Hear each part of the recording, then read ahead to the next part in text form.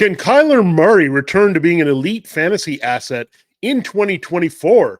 And what's up with Patrick Mahomes and his weapons going forward? We break down three more storylines from the 2024 offseason, only on this edition of Locked On Fantasy Football. You are Locked On Fantasy, your daily NFL fantasy podcast. Part of the Locked On Podcast Network, your team every day.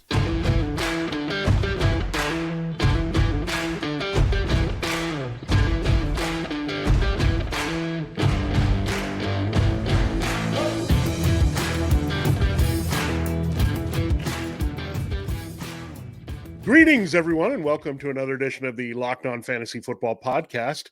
As usual, I'm one of your co-hosts, Vinnie Iyer, and when I'm not doing this, I'm writing about NFL fantasy and betting for sportingnews.com. Hey, Michelle Magdziuk, researcher at NFL Network and fantasy analyst for NFL.com.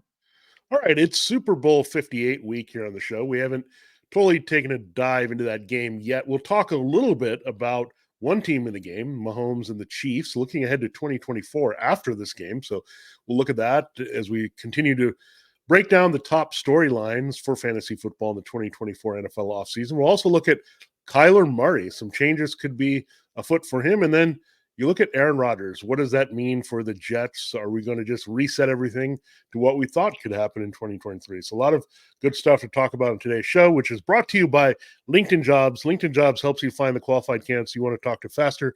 Post your job for free, linkedin.com/LockedOnNFL. That's linkedin.com/LockedOnNFL to post your job for free.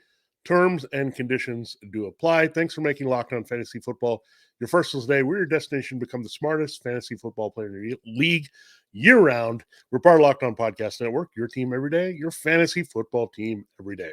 All right, we got a lot to get to on the show, Michelle, so let's dive right into it. Kyler Murray, look, it was okay coming back, but nothing spectacular. They kind of eased him in from that torn ACL he suffered late in the 2022 season. So what do you think? Kyler Murray, are you going to buy into him having a rebound season here in 2024? Yeah, I think I am. I feel like we keep forgetting about Kyler Murray because he didn't come back so late last year, and it wasn't anything spectacular, like you said, but it was a lot of solid fantasy games. I mean, there was a handful of games out of the 8 or so that he played, and a lot of them were very solid. So considering he was just coming off an ACL, right? ACL tear. He's in a brand new system. And also the weapons around him were nothing special. Like Trey McBride did break out, but besides that, he really didn't have all that much around him. For what he did, I'm super impressed. He was the quarterback 9 in 2023 in fantasy points per game among quarterbacks, minimum 8 games played. He had pretty much averaged the identical points per game as CJ Stroud and Kirk Cousins. He averaged more points per game than Justin Herbert and Patrick Mahomes. So I do think we're overlooking him a bit here because I feel like we've been talking about the offseason and kind of our quick rankings on quarterbacks, nothing set in stone at all for the 2024 season. But we keep not bringing up Kyler Murray. And should he be taken ahead of guys like Joe Burrow and Justin Herbert? I think probably he should be. Yeah, I mean, you already have the running built in. And look, he's been fickle about his running, right? He sometimes gets a little bit moody and says, I don't want to be known as a running quarterback. But in the end, he's still going to do it because his natural instincts say, I'm a very good athlete. I can get some yards this way and buy time and make some plays here. So, yeah, that part of his game is not going to go away all of a sudden. I mean, it's a big part of what he can do. And we talked about a lot of teams going after a wide receiver, and depending on what their needs are, the Giants and Bengals among them. The Cardinals absolutely need to go for a wide receiver, and they have some options here in the draft, we know, with their trade. So when you look at that, Rome Odunze, we've talked about him maybe being a great replacement for Marquise Brown. Hollywood is a free agent, and I think that's been the weird thing, right? They reunited Hollywood Brown. They used a first-round pick in the trade with the Ravens, and Kyler Murray hasn't quite clicked with him. So it's kind of weird, and they haven't been on the field much together either. But look, Hollywood Brown is a little bit of boomer bust receiver. He was a little bit more consistent, but he's a hard guy to trust to stay durable and healthy. They like Michael Wilson, the rookie, so I think he's a good number 2, right? He's got some nice size.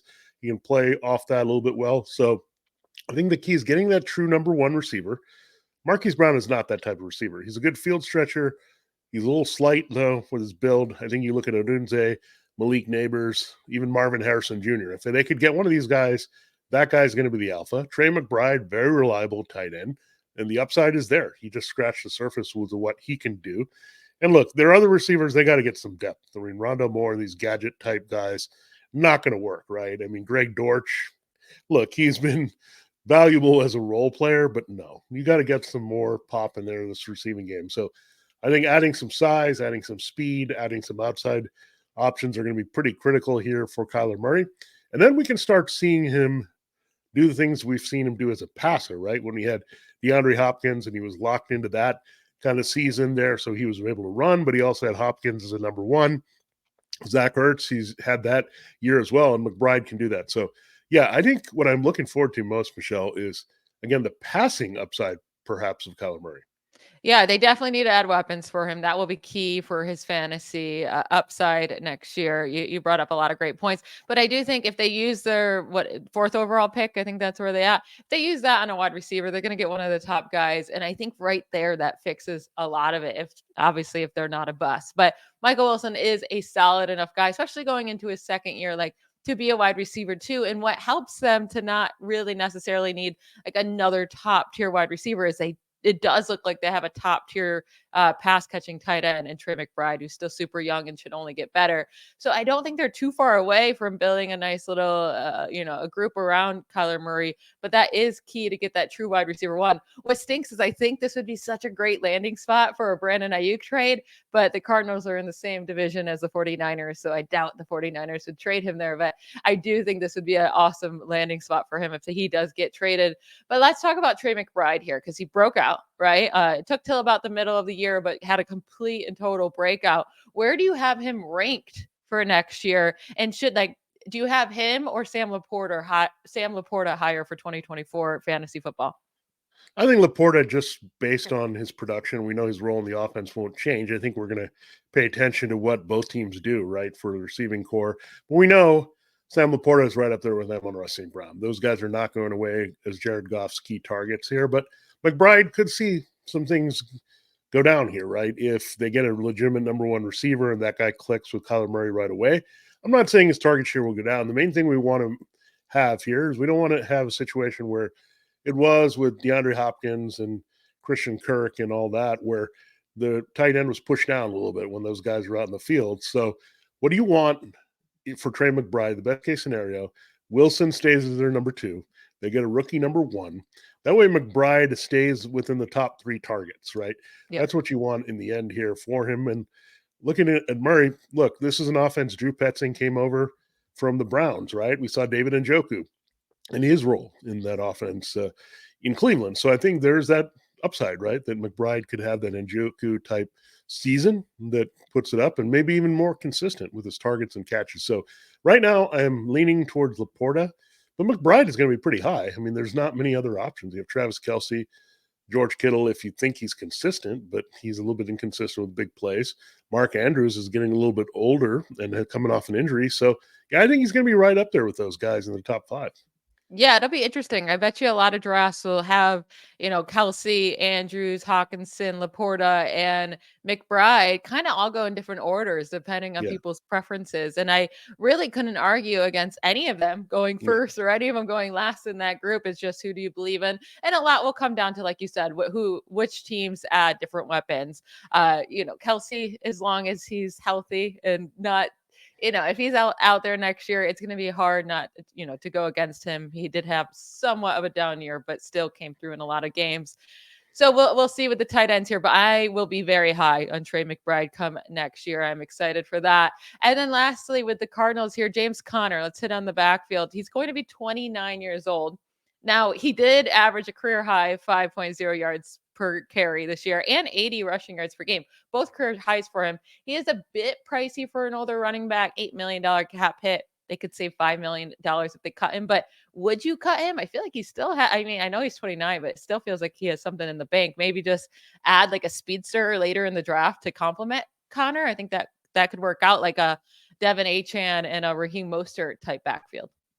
Yeah, I mean, you look at it, again, the parallel with the Browns. I mean, James Conner, I'm not going to say he's Nick Chubb, but he's kind of the power running back. So maybe get in a guy that can catch some passes and be a factor in the pass game. Another way to help Kyler Murray. I mean, Connor's like one of the better pass catching running backs. Though. Yeah, he's underrated in that capacity, but he's not an explosive guy, right?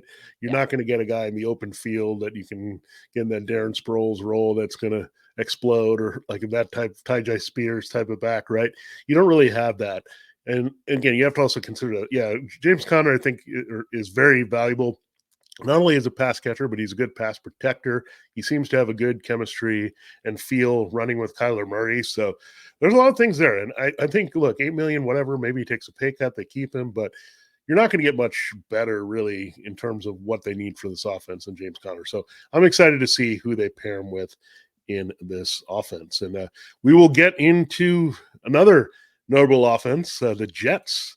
What are they going to look like with Aaron Rodgers actually back for more than a few plays in a game? We'll see how it plays out there, and we'll get into that. But first, we got to hear from a couple of our fine sponsors.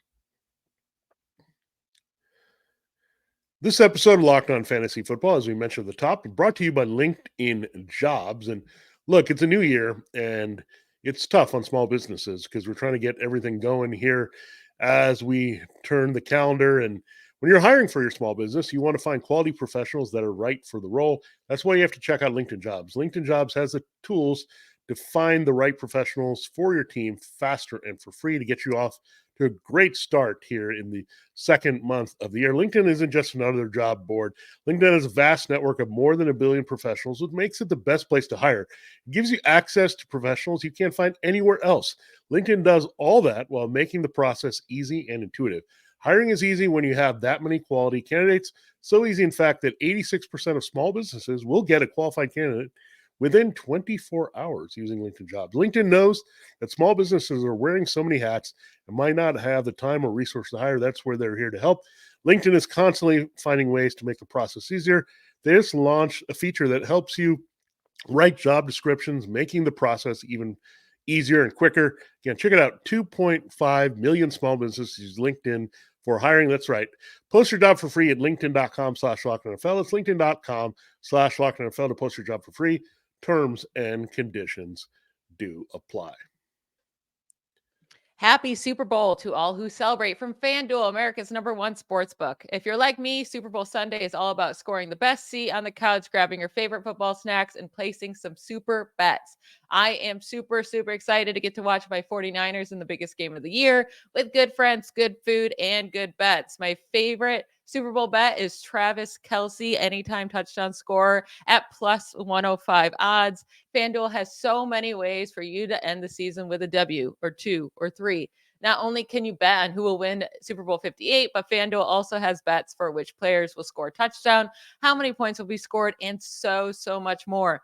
New customers join today and you'll get $200 in bonus bets if your first bet of $5 or more wins. Again, that's $200 in bonus bets if your first bet of $5 or more wins. Just visit fanduel.com/lockedon to sign up. That's fanduel.com/lockedon. Make every moment more with FanDuel, an official sportsbook partner of the NFL. All right, you brought it up, Vinny. We need Aaron Rodgers to play more than one snap, right? We need him to have more than one pass attempt this year. But let's just say we get a full season of Aaron Rodgers. He's back. He is older. He did have a year off. We'll see how good he is. But what do you think is more important for the Jets to focus on this offseason? Fixing their offensive line to make sure Aaron Rodgers can stay alive, or getting him a more reliable wide receiver too? Because if you look at the depth chart right now, it's Garrett Wilson. I guess there's Alan Lazard, but then really a lot of no names. Yeah, maybe don't let Aaron Rodgers decide which wide receivers they should add. That'd be a good start. And I think with the Corey Davis retirement that happened, I think it also kind of put them in a really tough spot where they might thought they had two receivers that they could trust maybe on the outside with Rodgers. But now, look, Randall Cobb was hardly a factor. They tried out Mecole Hardman, who's back with the Chiefs now playing in the Super Bowl. That didn't work out. And then you had Alan Lazard. He just wasn't the same.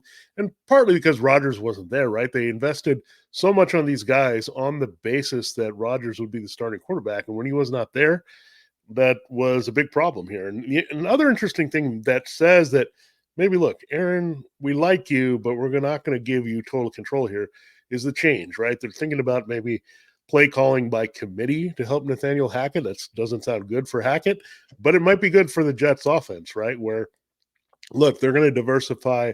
They're going to get some other things in there because it was bad. And he's had 2 years of bad results. I know in one situation, he didn't have any quarterbacks, but he had Russell Wilson in the first situation, and it was awful. So, look, they had to make some changes here. Even with the results being bad without Aaron Rodgers, they just had to do that. So, I think they need to add receiving help, going to your question, because, look, Mekhi Becton actually showed some flashes when healthy. That's going to be the biggest question. He's still shaky, right?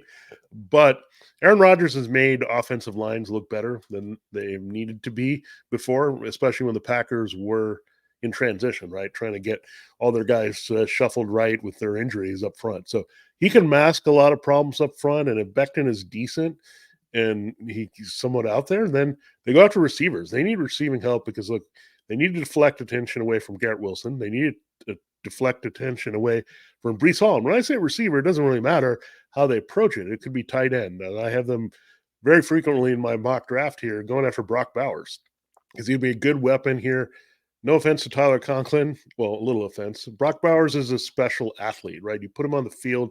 You could get a Travis Kelce. That's how athletically gifted this kid out of Georgia is. So you get him in there. He's a game changer, right? You clear out the space. It's almost like now you're looking at the Chiefs from a few years ago where you have Garrett Wilson and you have a good tight end and you have a very good pass catching back in Breece Hall, and you're looking really good here. So you have to do something like this for the Jets, and you can look at free agent wide receivers, but I think this is going to be a much better offense. They just have to not let Aaron Rodgers dictate all the terms of who they acquire in this offense.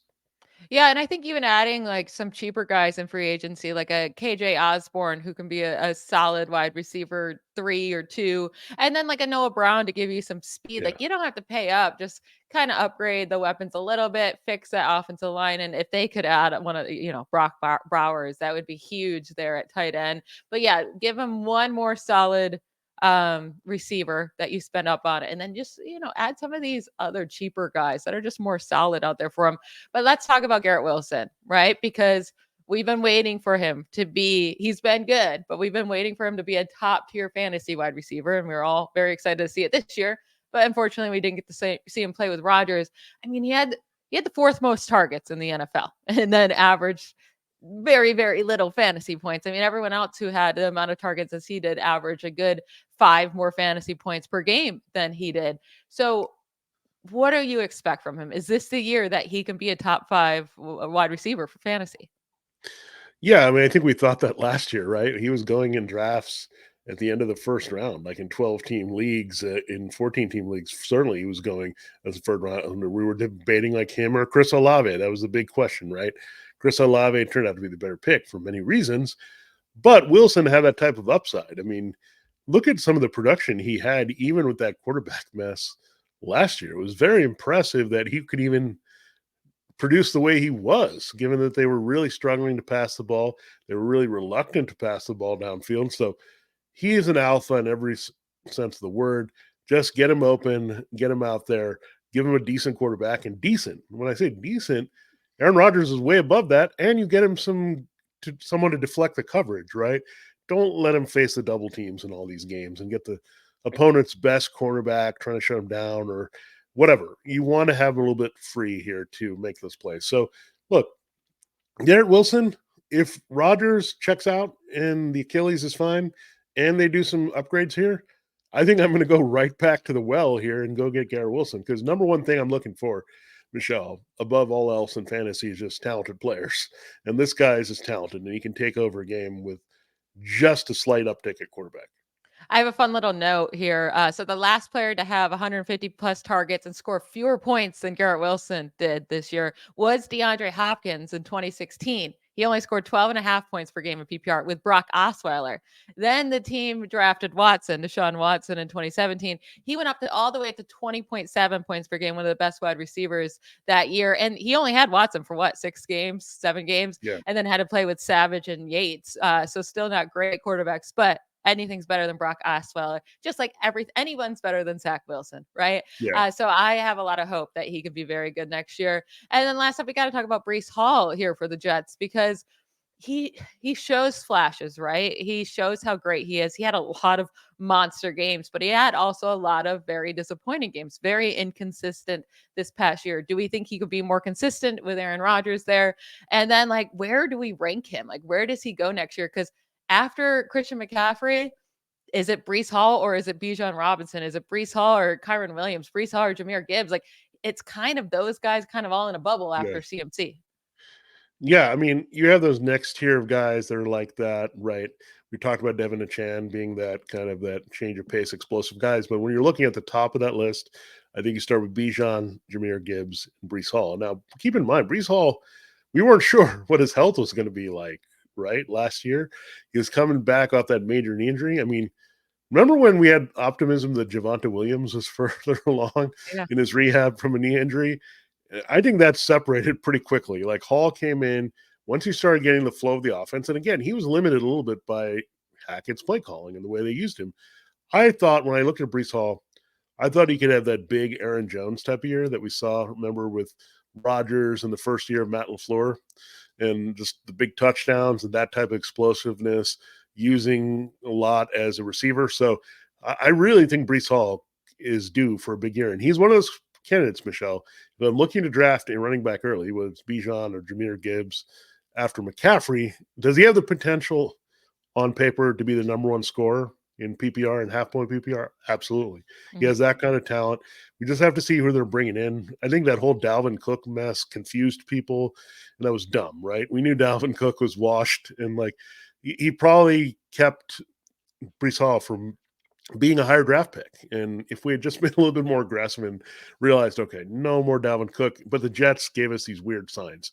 This year, we're not getting those weird signs. I think we're going to see him be the man here. There's no Michael Carter. They traded him last year. So this is great, right? I think Breece Hall, I'm in totally. And again, Rodgers is going to have a huge effect, I think, on Wilson and Hall. Yeah, I'm high on both Wilson and Hall too. I think I'm getting higher on Hall like every day. So Yeah. by the time we hit draft season for 2024, I think I'm going to be insanely high. And then we're going to get into our final offseason top topic that we're looking at here. And it comes down to, I think, a big part of this offseason will come down to if the Chiefs win the Super Bowl or lose. So we're going to talk about all that good stuff after we hear from a couple more of our sponsors. Did the game go to timeout? Time to order in with DoorDash. Is it halftime? That's ordering time. 2-minute warning, you got it. That's your cue to order in. Get 50% off up to a $10 value when you spend $15 or more on your first order. When you download the DoorDash app and enter code LOCKED23. Order pizza, wings, soda, burgers, or even just buns on DoorDash and get it all delivered without missing the game. If you're like me, you can order yourself some White Claws. Watermelon flavor is my favorite. And Taco Bell, cheesy gordita crunches, of course. And sit back and enjoy the game knowing that DoorDash has you 100% covered. Don't forget to use code LOCKED23. That's LOCKED 23 for 50% off up to a $10 value on your first order when you download the DoorDash app and spend $15 or more. Subject to change and terms do apply. All right, this episode of Locked On Fantasy Football is also brought to you by eBay Motors. And passion, drive, and patience, what brings home the winning trophy in the big game is what also keeps your ride or die alive. eBay Motors has everything you need to maintain your vehicle and level it up to peak performance, from superchargers, roof racks, exhaust kits, LED headlights, and more. Whether you're into speed, power, style, eBay Motors has got you covered. With more than 122 million parts for your number one ride or die, you'll always find exactly what you're looking for. And with eBay Guaranteed Fit, your part is guaranteed to fit your ride every time or your money back. Because with eBay Motors, you're burning rubber, not cash. With all the parts you need at the prices you want, it's easy to turn your car into the MVP and bring home that win. Keep your ride or die alive at ebaymotors.com. Eligible items only. Exclusions do apply. eBay Guaranteed Fit, only available to U.S. customers. All right, Michelle, it is time to close the show. Look, the Chiefs haven't played Super Bowl 58 yet. They still have to take the field, but we're already looking ahead to Patrick Mahomes and his fantasy value for 2024. Now, you mentioned something interesting, and I'll let you elaborate on that first. What do you think? If they lose the Super Bowl, win the Super Bowl, what are the differences we're going to see here with this team? This is my worry, right? If they win, management's going to be like, well, we won back-to-back Super Bowls with giving Patrick Mahomes like no weapons besides Travis Kelce. And I know Rashee Rice is broken out too, but like without spending up on guys like Mahomes can figure it out. We don't have to do anything else. Now, if they lose, they might say, okay, our weapons were a big issue this year. We were lucky to get to the Super Bowl. We lost. Now we need to figure it out. But I mean, if they win, I'm just so scared we're going to go into next year with an old Travis Kelce, with Rashee Rice, and like nobody else because Marquez Valdez-Scantling already doesn't really count for anything, but the team can save $12 million if they cut MVS. How do they keep him in that situation? Like you can go get a much better weapon with that money that you can save. I just can't see how he's kept here without taking a big pay cut. So they need to add weapons. But then also at the same time, being unfair here, being selfish, I really want to see Rashee Rice get like 150 targets next year. So it wouldn't be the worst thing in terms of Rice's fantasy value, but I would worry then about Mahomes' value again in fantasy because he had a really down year for fantasy and his draft price did not equate to his production whatsoever. Yeah, I'm going to provide some good news on this subject here. Is they're going to lose something defensively. They're not going to be this dominant. We'll see who they can keep between Chris Jones and L'Jarius Sneed. They've got some other issues there. If they lose one of these guys, especially Jones, right? If they can't bring him back for a long-term deal, because I don't think he wants to be franchise tagged again, then it's going to be tough, right? They're going to have to fill some holes because he's so valuable to their defense. If their defense is not as good, you figure, okay, they're going to throw a little bit more. And what you also need is a little bit of resistance. And maybe Jim Harbaugh and the Chargers and the Broncos, whatever they're doing, and all these things, we need a little bit more shootout potential here for Patrick Mahomes. Now, with that shootout potential, you probably need more receivers. Now, the funny thing is the Chiefs have really tried, right? Post Tyreek Hill. They thought Sky Moore was going to be a thing. They thought Kadarius Toney was, we got to steal. And Kadarius Toney is a first-round pick. He could be a big playmaker for us. So they tried. And it hasn't really worked, but they had to save some money. Rashee Rice was a great pickup because he essentially became a better version of Juju Smith-Schuster as a big slot. We know Juju even had like some wide receiver 3 value on this team, and Rice is better than that. So, look, I don't think they're going to totally disturb everything they're doing here because they like it, right? They moved on from Tyreek Hill and they won the Super Bowl. So if they win, they're not going to be crazy. What they'll probably do is draft some more receivers and see what they can get. I will say though, what if they win this? It's like Travis Kelce then might Yeah, retire. That that's the other probability element I was going to get increases. into. Yeah. Yeah, Yeah. I You don't think want like them to if walk away. Mahomes wins the Super Bowl, that might hurt his value for fantasy for next year. And if he loses, then I think his value increases because I do think they find more weapons for him. Kelce has a better chance to stay. I'm just saying, if he wins the Super Bowl this year, I might be moving him down my rankings for fantasy. Well, this is what Travis Kelce is going to say in his head, and we haven't mentioned something all week, so I'll start because we'll get back to it on Thursday and Friday. If you were watching Grammys or some highlights of the Grammys, Taylor Swift looks like she's going to be busy again here this year with another album coming out and possibly another tour or something. You know something's going to come up. Travis Kelce's going to have to stay busy. Look, she's not going to have time. So might as well keep playing football, Travis. And look, and the one reason you would want to play, look, why wouldn't you? Patrick Mahomes is fun. Andy Reid is fun. Like, why wouldn't you want to keep on this train and try to win another ring, add to your stats? You're the greatest tight end of all time. Just keep doing this if it's fun. Like, if he's having fun playing the game and Reid is there and he's not leaving anywhere, Mahomes is there, I think he's going to play another season. But you never know. This is a tough position. I think I was feeling that way a little bit at the end of the regular season, but the way he's played in the playoffs, he doesn't look like a guy that is going to hang it up soon, right? He did say in an interview during the Super Bowl week that, they asked him would he consider retiring. He said he would have to, think about it after the game. He did say there's only so much a body can take. So I think that's what it's going to come down to. Does he think his body can handle another year of beating up? And if he wins the Super Bowl, maybe you say, I did it 3 times now. Maybe it's time to make sure my body is nice and healthy for Taylor Swift that I might be proposing to if they win. But let's get back to Patrick Mahomes here and his fantasy value, because what one guy could they add this offseason that would make you say Mahomes is the quarterback 1 for fantasy in 2024? That's where I'm ranking him even over Josh Allen, because this is how good I think he's going to be with this new guy.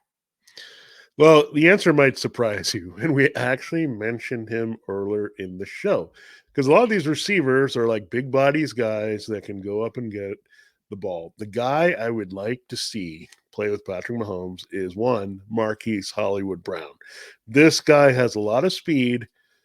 Get him out on the field with somebody who can hit on the home runs. Look, that doesn't automatically mean he's going to be the new Tyreek Hill, but can you imagine Hollywood Brown stretching the field instead of MVS? That would be a lot better, right? And I don't think they're going to have to splurge to get him necessarily, right? I don't think everyone's banging on the door trying to get him. No, they're not going to get Mike Evans. We know that. But maybe if they free up some money, who knows? But yeah, if Travis Kelce leaves, then that's going to make them more aggressive to look at different players, and that could prompt, right, looking to some of these receivers that we looked at, especially T. Higgins and Michael Pittman Jr. But I would love to see Marquise Brown. I think he would be awesome in this offense because, look, he's just a guy that runs fast and gets downfield. He's not that great elsewhere, but he's a vertical threat that they need. So that's the number one guy I would love. And if they got him and Kelce didn't retire and Rashee Rice, that's the best case scenario, right? For Mahomes to have a big bounce back season. The worst case is Kelce retires. They get rid of MVS. They don't invest too much. They win the Super Bowl. So there's a wide range of outcomes. The old fantasy cliche here for Patrick Mahomes, but I'm going to lean toward the Chiefs, just like they've figured it out in the playoffs. They're going to figure it out for Mahomes. Mahomes is also going to be vocal, right? Like Aaron Rodgers, he can say, "Look, I need some guys here. Help me out." And so I think he bounces back. I think they do what they need to do. I think it's a big year. I'm not saying necessarily I'm going to take him over Josh Allen and Jalen Hurts, but I would not give up on him as a top 5 fantasy QB here.